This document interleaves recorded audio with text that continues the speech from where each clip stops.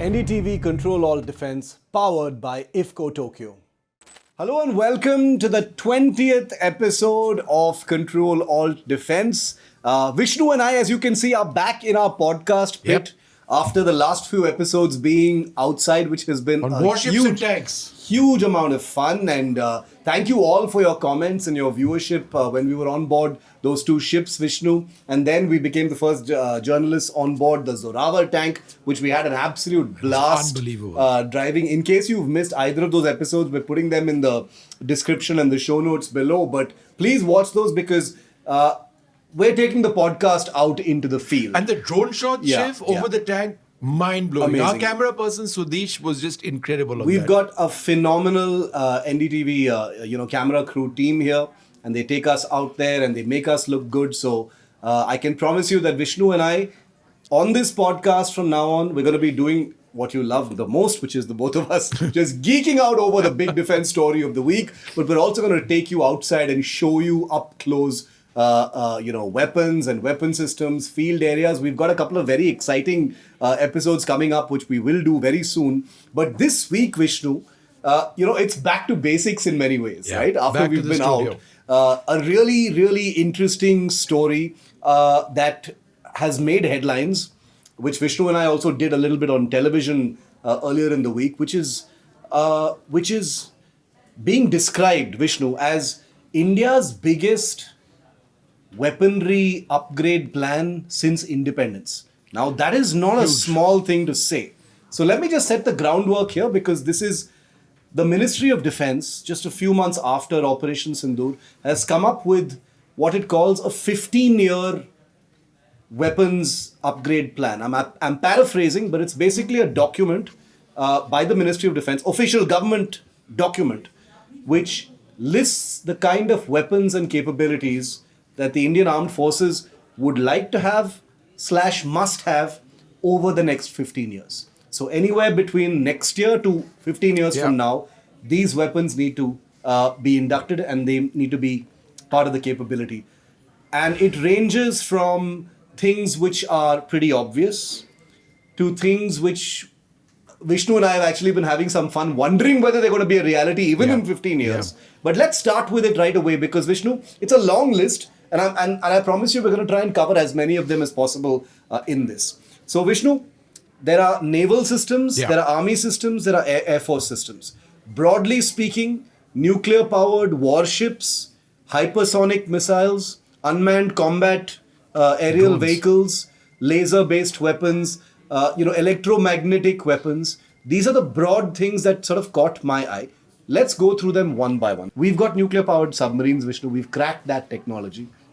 We've got two in service, the Arihant and the Arighat. Yeah. There's a third that's going to be entering service soon. It should or be commissioned has already soon. been commissioned, or We've it's got coming three, I would suggest. Okay. We've the got third one, the exact status, no one will tell us about. Okay. I believe Vishnu when it comes to things Navy. So if he's saying it's three. Okay.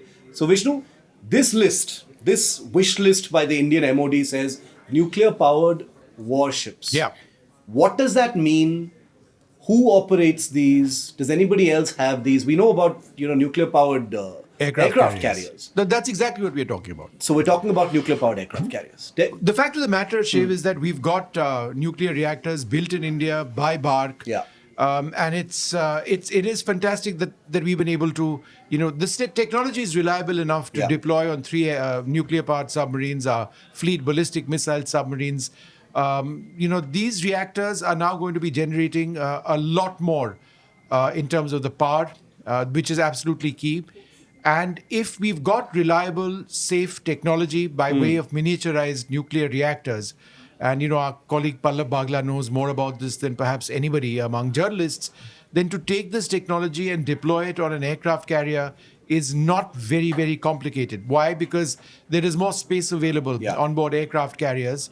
Obviously, you would need to be careful about the sound characteristics and you need to ensure that it remains silent. But the fact that you've got reactors built for underwater warfare for submarines means that acoustic quietening is something which is built into the characteristics of this. Now, what does a nuclear-powered aircraft carrier do? The Americans operate an all-nuclear-powered aircraft carrier fleet. The French have got nuclear powered aircraft carriers as well. There's no doubt about the fact that the Chinese are going to go down that way. It basically means that you can, endlessly operate right until such time as you run out of resources or food for your crew on board, or for practical reasons. Machinery issues do arise, not necessarily with the nuclear reactor, with millions of other things. What the Indian Navy would be able to do with this is, number one, likely have a larger aircraft carrier, because I would suggest that it makes more sense to have a larger aircraft carrier with a nuclear reactor. Broadly speaking, 1 ton is equal to 1 aircraft. Yeah. That's the broad thinking which most people have. Therefore, if you have an 80,000 ton aircraft carrier or even a 70,000 ton aircraft carrier, you should be in the range of 65 to 70 aircraft and helicopters, which makes it, approach a category of close to being a super carrier, something you may not necessarily require, but certainly enough for us to take our fleet into the Asia-Pacific region. Yeah. Ultimately, India has to do that. Yeah. And ultimately, we need to have the ability of projecting power beyond our shores. We technically have the ability of doing that, but whether we have the desire or not is another question. A nuclear-powered aircraft carrier enables you to do that. Does this document, which we have in our hands, Vishnu, laying out this plan, does it confirm then that there is going to be that third aircraft carrier? There has to be, and I'll tell you why, Shiv. Simply because Vikramaditya, the first aircraft carrier, the older of the 2 aircraft carriers that we presently operate, Gorshkov, the Navy is going to hate me for saying this, but let's face it, it's a fairly compromised design. It's a rebuild of an old warship. It's had massive issues with its steam turbines, engine room issues. There have been fires on board. Reliability has been an issue. The MiG-29K is a suboptimal solution to India, where India sees ourselves operating naval air power, which is why we bought the Rafales, for Vikrant, which is the made-in-India aircraft carrier, much better than the old Soviet/Russian ship. But that has to go away at some stage, the Vikramaditya, and that's my point. It has to be decommissioned in a certain period of time. We aren't going to turn around an aircraft carrier all that soon, but I do believe that within a span of 15 years, we should have another aircraft carrier. So, in my thinking, the Indian Navy would ideally like to have 2 aircraft carriers, 2 more aircraft carriers. Yeah. So, you'd have 2 aircraft carriers which are deployed at any stage that you require, with 1 aircraft carrier, out of, for down for repairs or maintenance. That's what the Indian Navy ultimately wants. But there are incredible costs associated with an aircraft carrier, which is why India would probably go with just 2. You're saying that China is also almost certain to go down the same route of a nuclear-powered aircraft carrier. We've built one, which was the INS Vikrant, handsome ship. Beautiful warship. The Indian Navy loves it. It's proven so many of the things that we, were ambitious about and succeeded in doing. How complicated would it be? I think it's very nice that there is clarity in this document that a nuclear-powered aircraft carrier is going to be a reality, or we're aiming for it in the next 15 years.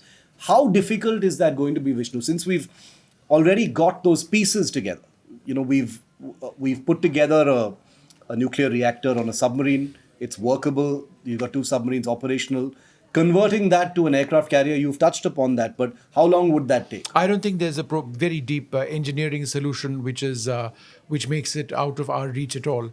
The tough part over here is building a miniaturized nuclear reactor, then enhancing its power output, both of which are being done. Now, what a new aircraft carrier will almost certainly do is take us away from a catapult launch system, which is an incredibly compromised sort of setup. It means that the aircraft that you have but do not have the ability of taking off typically with a full warload. Even if they do, it's touch and go in many cases. In our hot and humid conditions, you need to go back to catapult, which is where the old Vikrant was fantastic. The Alizé maritime reconnaissance aircraft, the Seahawks that we had, they were initially launched off a ski jump, off a catapult launch system. We would now have an EMAL system, which is an electromagnetic system. It depends on electricity generation for power output, which would literally throw the aircraft in the air. And, it's thought to be more reliable. It's thought to be the future. Steam catapults are known to have their breakdowns. If EMAL's technology matures, and this is something where the America strategic partnership is going to come in. And India and the US have been talking about emails for so a while. long. Yeah. So let's face it, that's again, a very important piece of technology which is desirable for us. It makes sense for us operationally.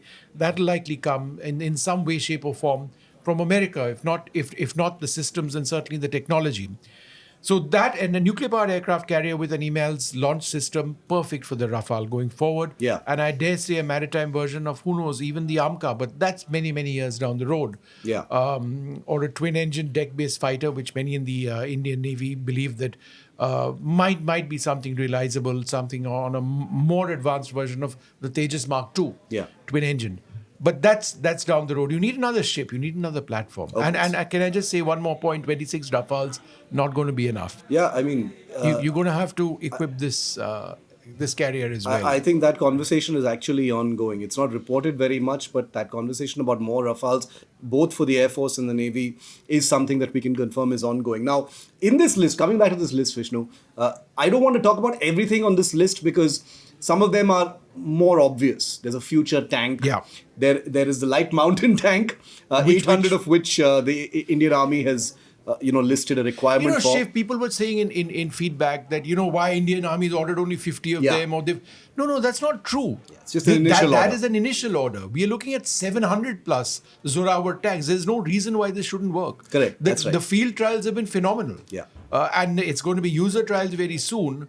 There is no reason to believe that this tank will not be fixed to meet our requirements really fast. 700 tanks is what the requirement is, and there's no reason why the Zorawar is not going to meet that entire requirement. I sincerely hope it is because it's a fabulous tank. Yeah. And once again, I'm skipping the light mountain tank part of the list because you can watch Vishnu and me riding the Zorawar in our previous episode and you'll know everything about that. Now I want to come to something else, and I'm going to mix and match things in this list between air and naval and army, Vishnu, because they're all very interesting. There's something called a directed energy weapon. Yeah. A laser-based weapon. Yeah. We've touched upon this in some of our previous episodes, but that again is specifically mentioned in this list. Where are we on that? We had a program or have a program called Project Kali. It's one of those projects or programs where if you ask them too many questions, they'll tell you and then shoot you. But it is... with Project Kali. You see, it is. We've always realized that directed energy weapons in simple language lasers are very much the future. It was seen to be a weapon system of the future. It's now something which is current. You've got the US deploying initial variants of their directed energy weapons on board their warships. There are different kinds of lasers. There are chemical-based lasers. There are other lasers. In all cases, they depend on a very high energy output to sustain a laser beam which is strong enough to, for example, take out incoming drones. Quite recently, we've tested this, and we've tested it successfully. And for the first time, we put out video of this, of an Indian directed energy weapon taking out a drone. Yeah. It's incredible because you can actually see the point where it makes contact with the drone. It then targets another area, and the thing just drops. Yeah. To fire a pulse from that laser literally costs almost nothing. Like it probably costs a few cents. A modern surface-to-air missile system costs, I've always used to say, $1 million around. No, sorry, make that $2 million around, depending on what kind of, or more, depending on what kind of surface-to-air missile. So it's common sense. I mean, that what we saw in Star Wars or Star Trek is something which has to happen now because you're not going to be firing $2 million rounds of surface-to-air missiles, which take forever to actually build, acquire, configure, arm, and then deploy. And they have a shelf life when you have lasers, which cost nothing. So it's this technology which must come on board. Where is it required? It's required at the moment in taking on drones. You can deploy these in your air bases. When the Pakistanis attempt to come in with Yihad drones of Turkish origin or whatever, or Wing-Loon drones or what have you, depending on how close they come, this can be a close-in weapon system which knocks these out at very little cost. As importantly, the threat faced by naval warships, and even now, every second day you see the Ukrainians knocking out Russian warships or ancillary ships, and the Russians doing the same in some cases. If you have a directed energy weapon deployed on a warship, then the threat of drones from the air and drones which are maritime drones, which sort of approach you, or semi-submersible even in some cases, if it sort of comes to the surface. That has to They be can the be case. tracked and taken out. It just has to be the case. And And so this is, to me, Shiv, as important a piece of technology as anything on that would list. you say that's the most important thing No, on it's this list? difficult to say. You can't compare one with the other. Yeah, We yeah. all know, for example, a stealth platform is so critical. Yeah. But I think the fact that during Operation Sindoor we've seen the value of defensive weapon systems. I mean, how critical is that? Correct. And we have to get to the future Yeah. of defensive systems, and this is the future. Yeah, No two ways about it. And if you look at our episode, I think 3 or 4 episodes ago when we did it on Project Sudarshan, Yeah. that's where we spoke about directed energy We weapons did, you're right. as being one element of India's overall new sort of air defense umbrella. Now I want to come to unmanned combat aerial vehicles. Again, a topic that we've spoken about a few We did an times episode before. on it, yeah. But a tantalizing item on this capability wish list over the next 15 years, Vishnu, because we've got, I think, 1 or 2 projects at least attempting to give our armed forces an unmanned combat aerial It's vehicle called CATS capability. Warrior. Yeah. That's one of the projects. We've got the Ghatak, which is We've a got the Ghatak. demonstrator. We've got the General Atomics Sea Guardians coming in. Yeah. That deal has been signed last year.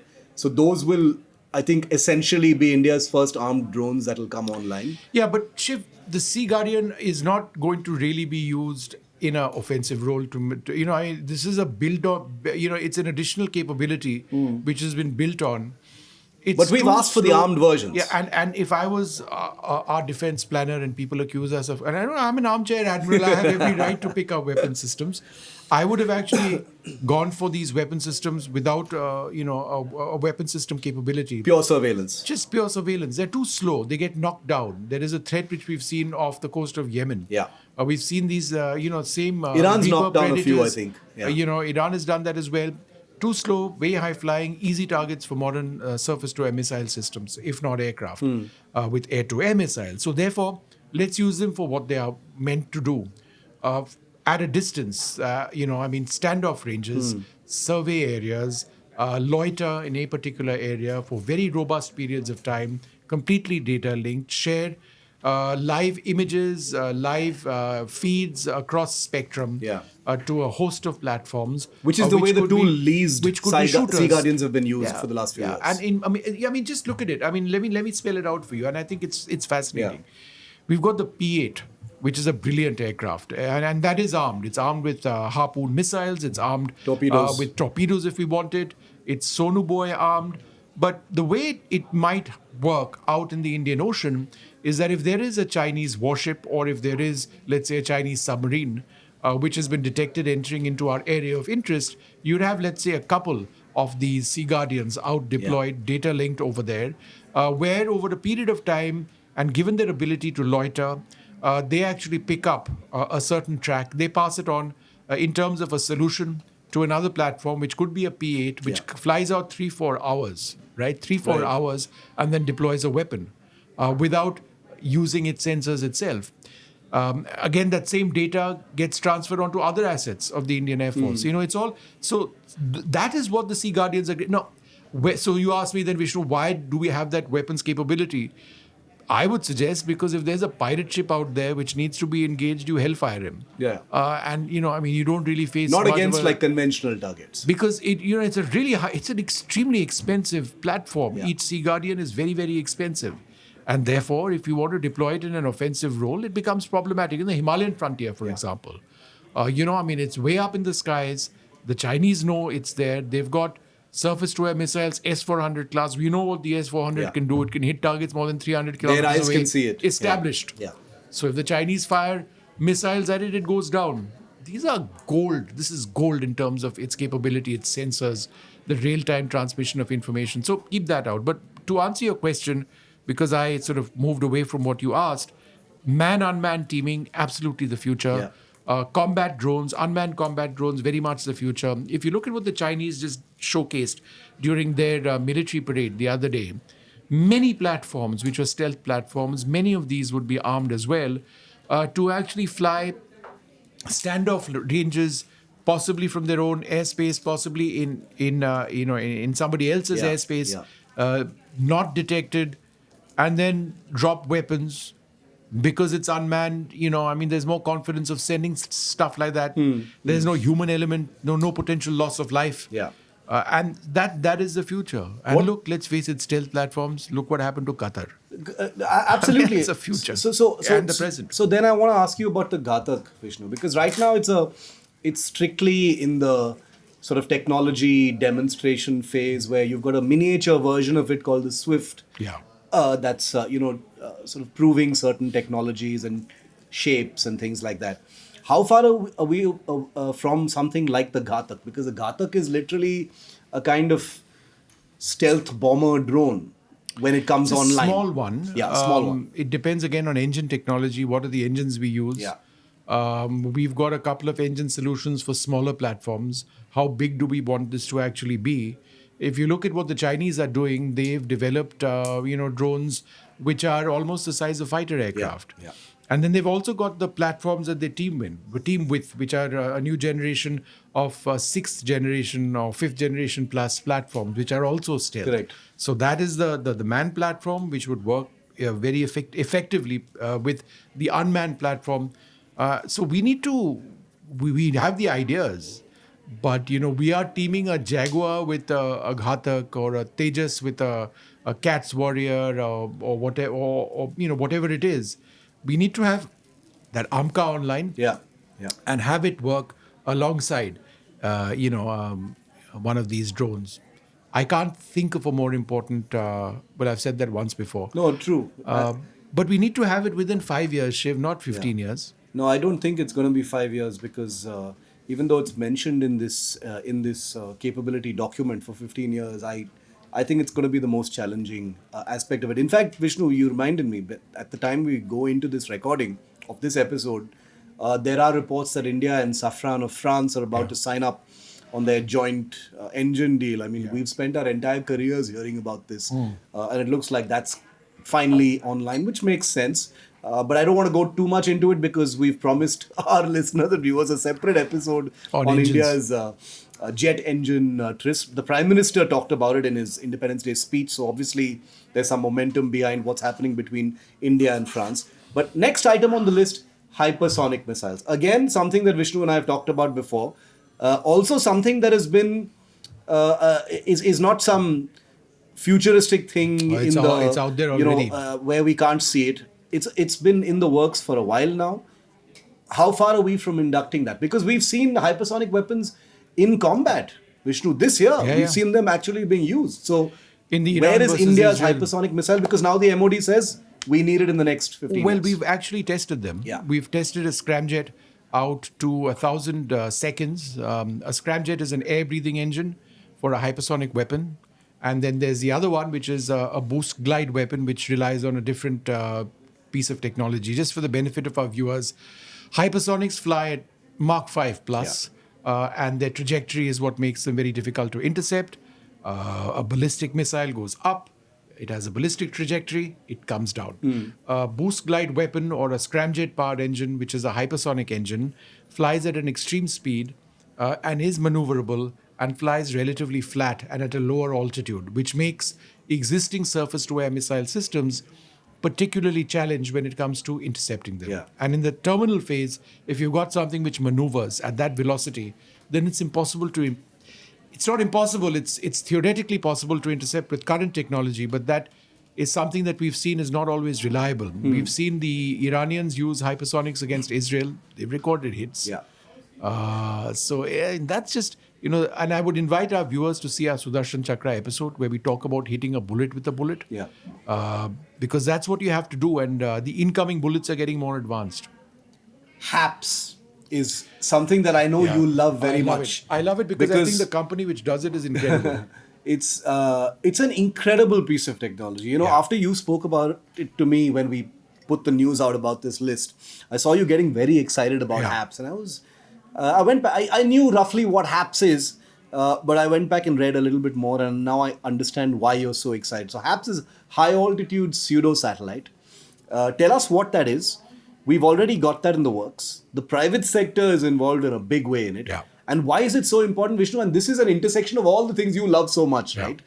Satellite imagery, the ability to loiter over over a battlefield and keep a sustained eyes on a target in order to harvest as much data as you possibly can. Where are we on HAPS?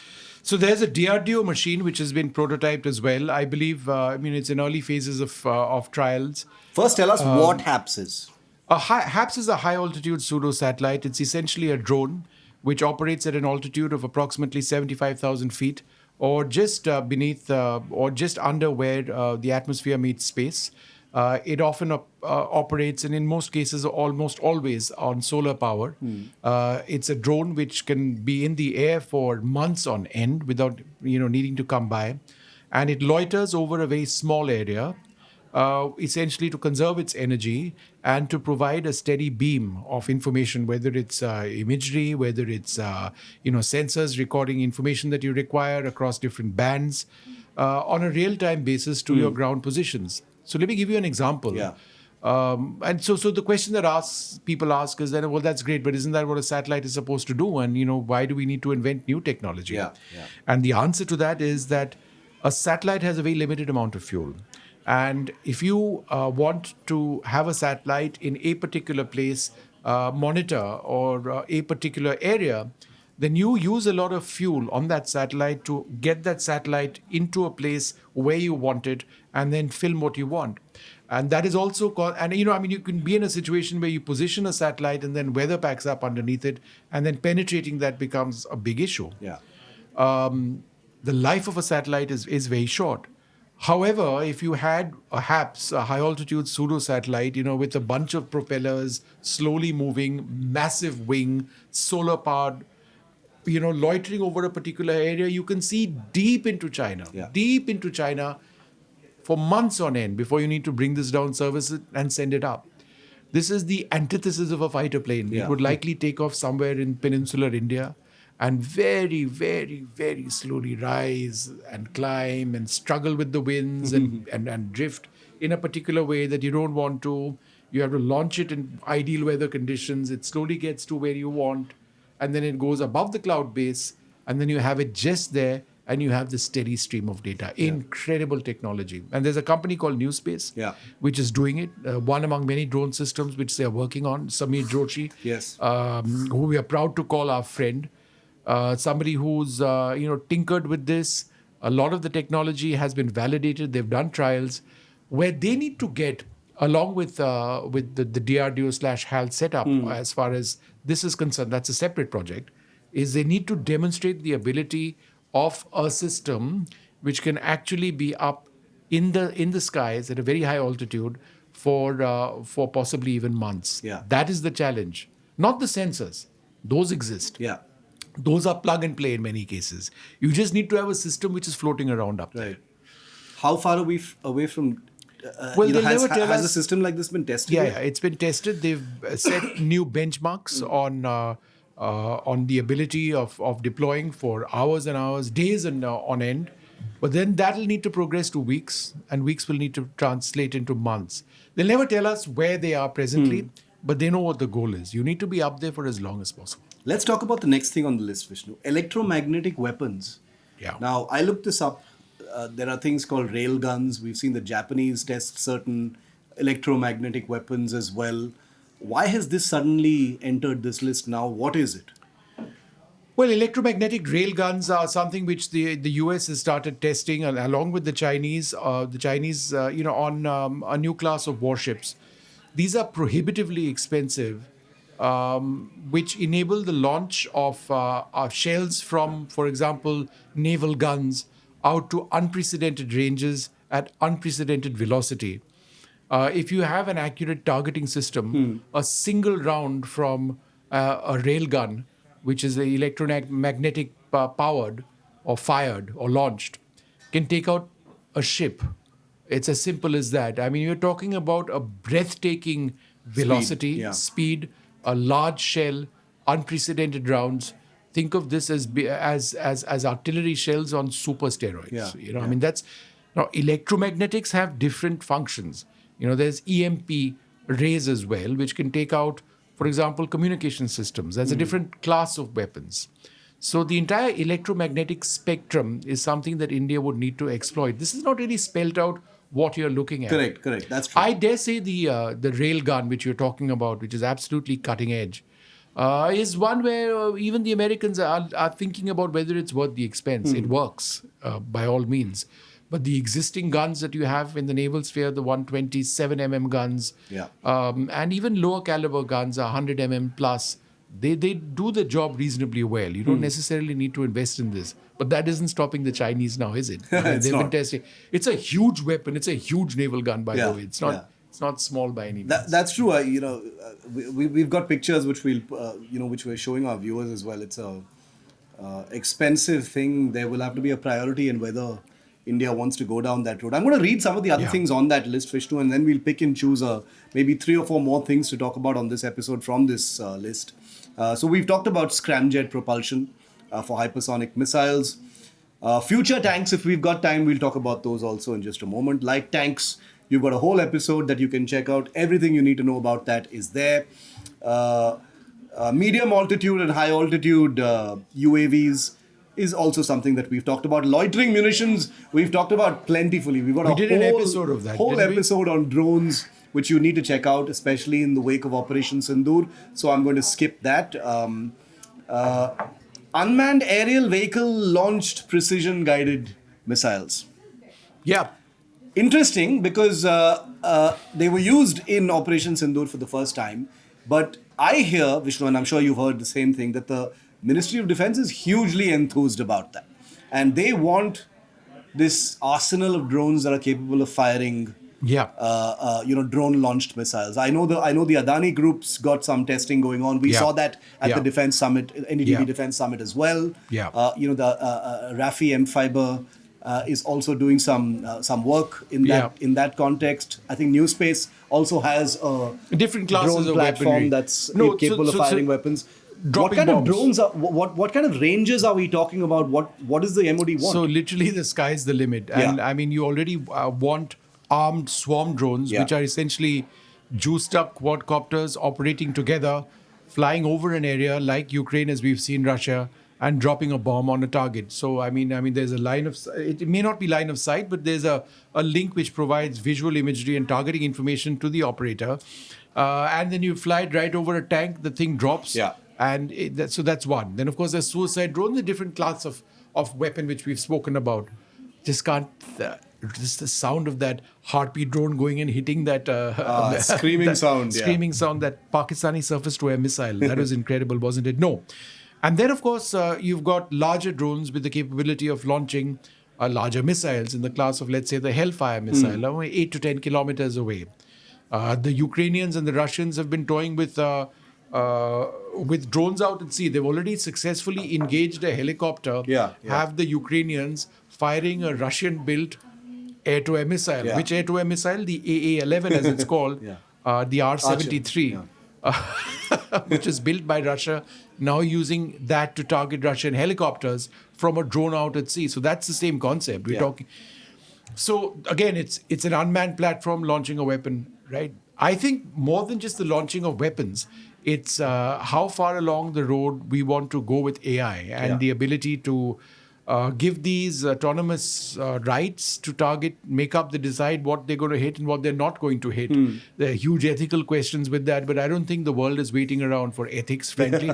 If you have the capability, it's going to be weaponized. Absolutely. AI warfare is an item on the list, even though And I think this is a key part of it. Correct. And the document doesn't really go into details of that for obvious reasons. But again, let me go back to listing some of the other things.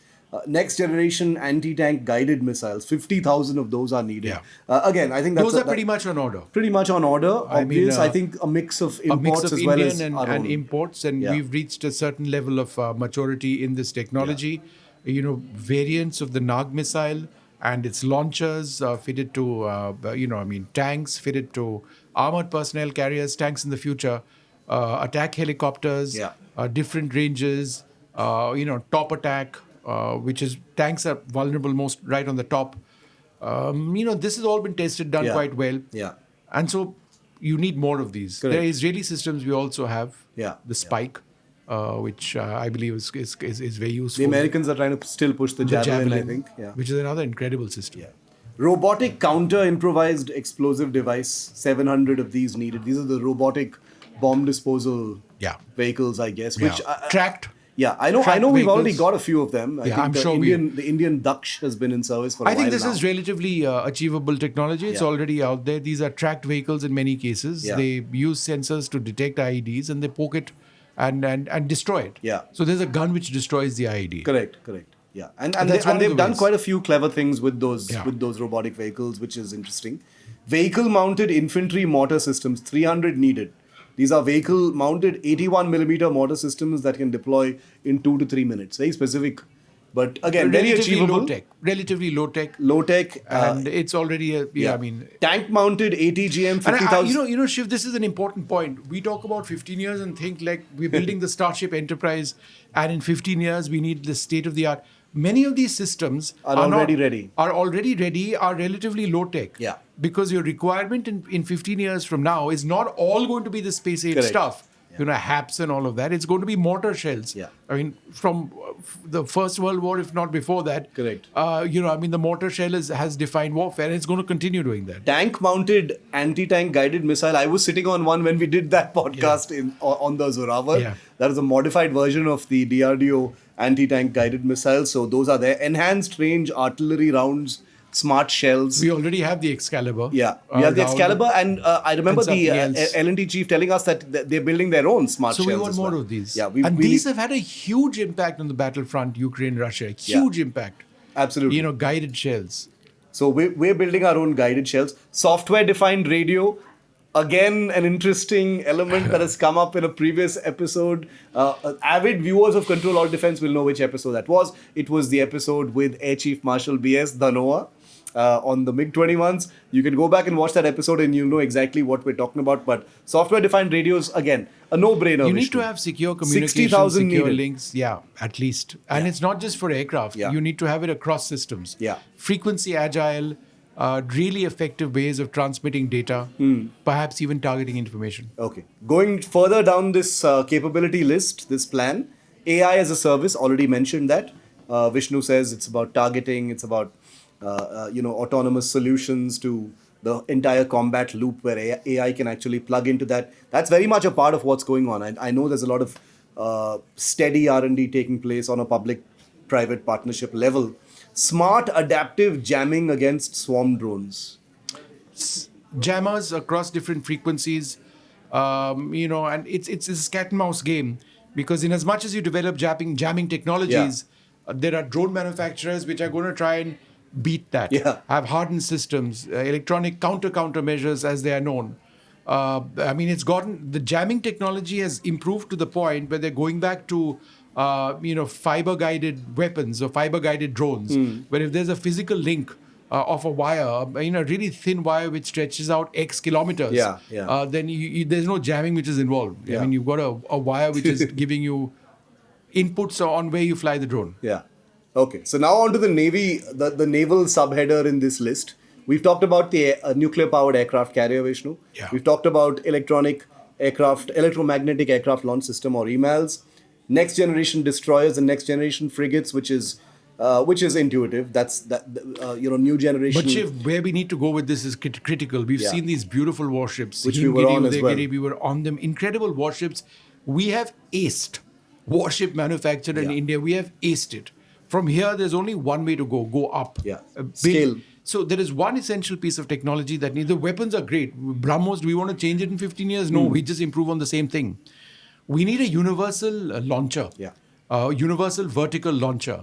And what the problem is, and we've not developed this technology itself, the BrahMos has a particular vertical launcher system. Our Russian Shtil surface-to-air missiles on different classes of ship have an incompatible vertical launch system.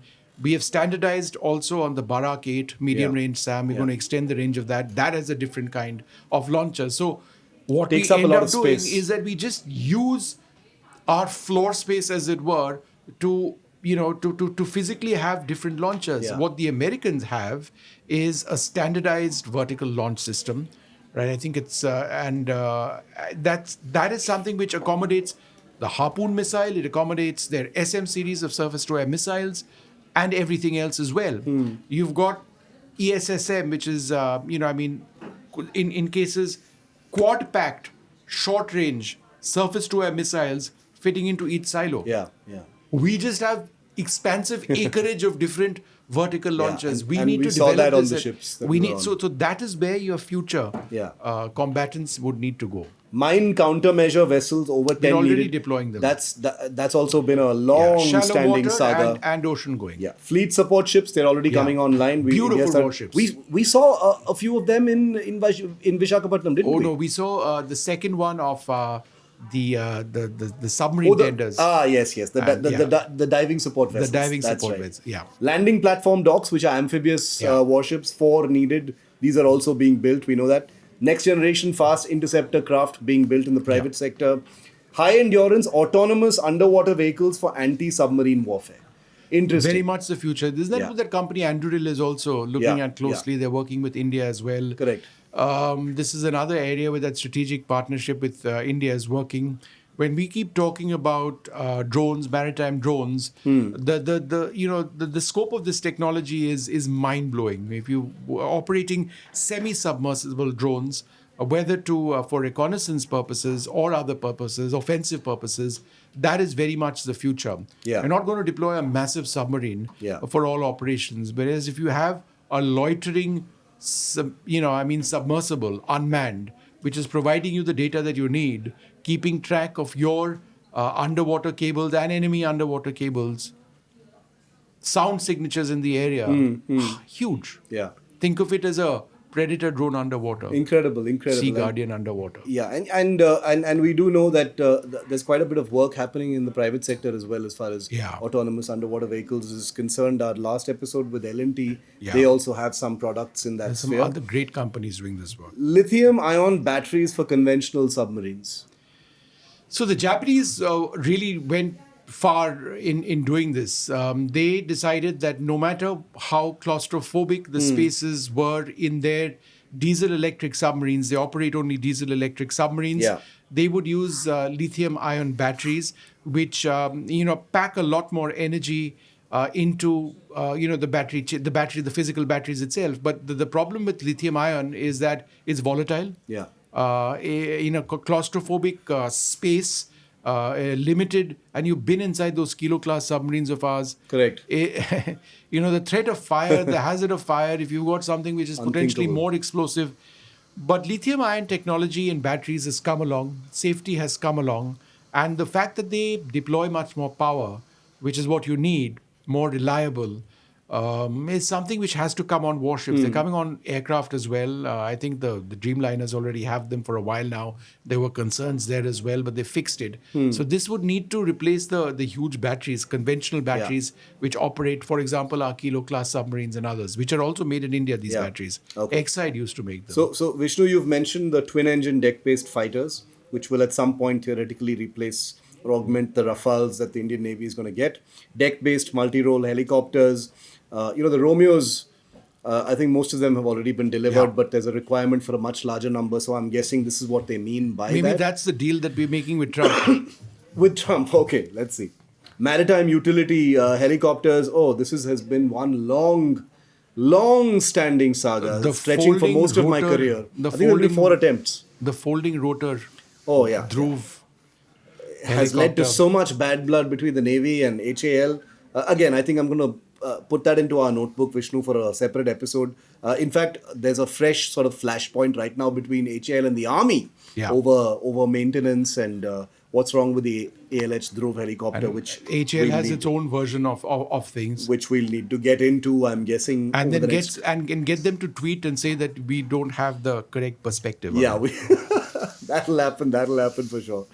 Now, the final stretch of the list is the Air Force, which is in many ways, in light of Operation Sindoor, perhaps the most important. Stratospheric airship 20 needed, capable of communication, relay, intelligence, collection. Stratospheric airship, I'm guessing, similar to HAPS in terms of what it can do. We already a very slow-moving balloons, kind of thing.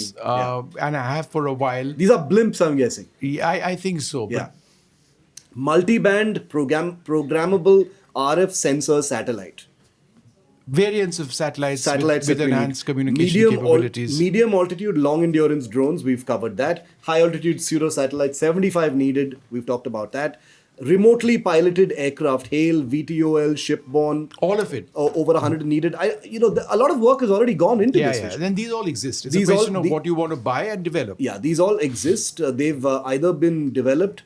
I know the Navy has been testing some vertical launch systems Yes. built by Indian companies Yeah. off their ships, if not already deployed. Smaller ones have been deployed already, but larger ones are being tested. Tactical high energy laser system we've Yeah. talked about in the DEW. High power electromagnetic weapon systems required in large numbers. Stealth UCAV, anti swarm drone systems, and directed energy weapons, which brings that list to an end. So, Vishnu, Yeah. what would you say are maybe the one or two or maybe three most important priority things on this list? Well, we need to get stealth aircraft on board. Yeah. No two ways about it. You had Israeli F-35s likely, which are stealth platforms, hit Qatar, which is one of the most advanced air forces in the world. Yeah. I mean, they're And they equipped didn't with see the it coming. Rafale, they're Yeah. equipped with the Eurofighter, they're equipped with other fighter jets, also state of the art. They either didn't see it coming or maybe they shut their eyes, but that's for another day. Yeah. I think directed energy weapons absolutely critical. But I think more than anything else, whatever technology we adopt, it has to be adopted in sizable numbers. Yeah. But I think the point that we need to make in this, and this was by a great story done by our friend Manu Pabi. Yeah. And just hats off to Manu for getting this first, which Shiv and I followed up on. Yeah. But this was his big news break. Is the point that there's hundreds of billions of dollars. Yeah. Hundreds of billions of dollars has to be spent to get any of this operationalized in numbers that we seek. Where's that money coming from? Where is that money coming from? But- it boils down to, again, increasing, your defense budget. As a percentage of your GDP, the defense budget needs to go up. Is there that willingness to do that? Is there that recognition to do that? I think that recognition is slowly seeping into the system. We can't be at defense budget being at the same percentage of GDP as it was way back in the 1962 war. Of course, our economy has grown and therefore the actual number is much higher. But look at what China is doing.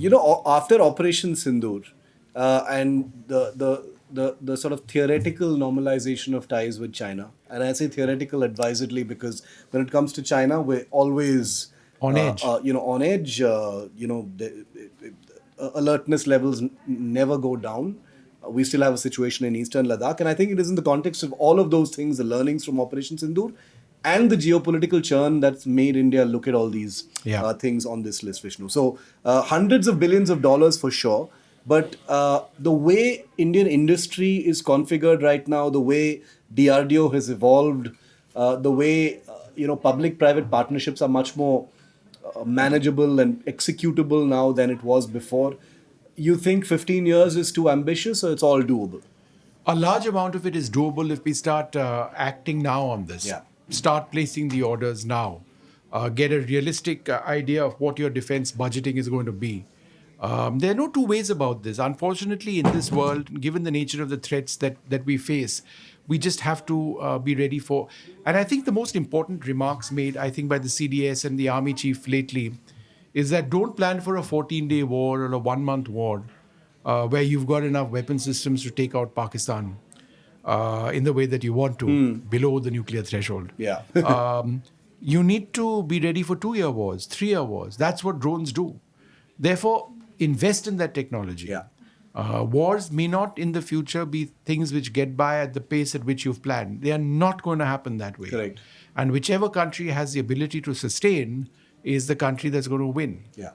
No, as two So defense, you need to place these orders now. as two defense reporters, as you can see, there's always a little skepticism when we see documents and lists and perspective plans and capability plans, because we've seen these things be composed with What a wonderful phrase. with great finesse. Perspective plan. Perspective Let's take plan. a perspective. There are wars happening all around. We need to get a perspective on that. Yeah. And then the guy who writes it said, "Sir, I've done the perspective, sir. Here it is for you." Yeah, the bureaucrats have done Let's their go work. home now. Yeah, I have a feeling I'm going to be optimistic this time because I feel things are a little different this year. And but Vishnu is absolutely right. As correspondents, the number of committees and plans and lists and wish lists and vision documents. Yeah, that's even better. Lovely name that The we've seen vision over the document years. precedes the perspective paper, right? Correct. We're going to get into trouble for this, but I think it's a fair assessment of the way the bureaucracy works. But this time, I think there is a touch of realism in it. There's a touch of urgency in it. There's a touch of operational input in it, because we've just had a war. You and I both call Sindoor a war.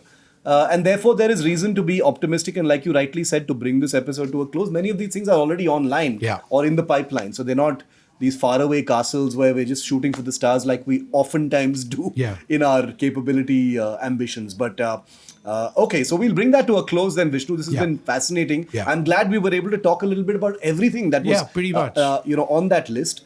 It's a great month, this month and the next, Vishnu. I just want to tell our viewers before wrapping up, the MiG-21s are spending their last few days in service. So Vishnu and I are going to be there for the retirement ceremony of the fabulous MiG-21s. We've already done a couple of episodes on the MiG-21. Please go and watch those. They are, even though I'm saying it myself, the best. The Air Chief Marshal Dhanwa episode. Viewers, please go watch that. Thank us in the morning. Go watch it tonight. It's fabulous after this episode, of course. And next month, in October, the first Tejas Mark 1A is entered service, that's right. Vishnu, finally. That's right, finally. So, I think a pair of them, we've just because read the reports. engines have arrived. Engines have arrived. So they put the engine in and fly it, kind of thing. And just fly Is it it off. a hand-to-mouth kind of thing? I am just wondering whether the Air Force Chief is going to have a few more choice words before the aircraft enters service. Think so. But I'm only being cheeky. I'm kidding. I'm kidding. I want everything to go peacefully. And Vishnu and I, of course, will be taking our show on the road and welcoming the Tejas Mark 1A aircraft into service as well. They're great aircraft. They've taken their time to come, but thankfully they are here. And anything entering service is always good news. Vishnu. Bring in the capability. That's what the chief wants. The planes over there, the engines are online, develop the weapon systems. It's mostly been integrated where it's not fix it and fly it. We need to do that right now. We need the AMCA. Vishnu is not saying that. That's the subtext of what he's saying. But the fact is the Tejas is here. But let us not forget that we need stealth aircraft. Story for you, Shiv. I was at Air Headquarters this morning. And this morning? That's where you were. And when you go in, there's a gigantic AMCA model where there used to be the Rafale. Oh, nice. Yeah, inside, So as you enter near the reception. What do you think that means? It's all systems go. It means that it's a nice model. Oh, boy. This is not going to end well, but another full episode on the AMCA is obviously in the offing. So Vishnu, on this episode, what all have we agreed on? One on the Dhruvs and the fight between HAL and the army. And HAPS. Second on HAPS. Third on engine, the India-Safran engine deal and India's tryst with jet engines. And now on the AMCA. So we'll have to do all of this. Another stealth episode has to happen because now there's a engine deal in the offing and some of those technologies. We'll have to stealthily get out of work, but that's something we are trying to prototype. We've done it twice. We'll try not to get into trouble next time, but we'll still pull it off. Vishnu, this has been fabulous. Thanks very much. I hope we don't get into trouble for this one because, skepticism doesn't always go down well with the powers that be and the people making the decisions. But Control Alt Defense is what everyone's watching. And we thank you as always for your listenership, your viewership, your comments, your love, brickbats, bouquets. We love all of it. Vishnu and I will be taking this show, like we said, on the road as often as we possibly can. We've got some wonderful field shoots and episodes coming up very soon. I don't want to spoil the surprise for you because we're still working out the logistics and it is always a difficult job getting this show on the road. So quick word for all our crews, our producers, the people bring the show together. It's not just Vishnu and me. It's a whole crew that actually brings it together here on NDTV. And I promise you there's much more coming up very soon. Thank you so much for watching. See you next time. Goodbye.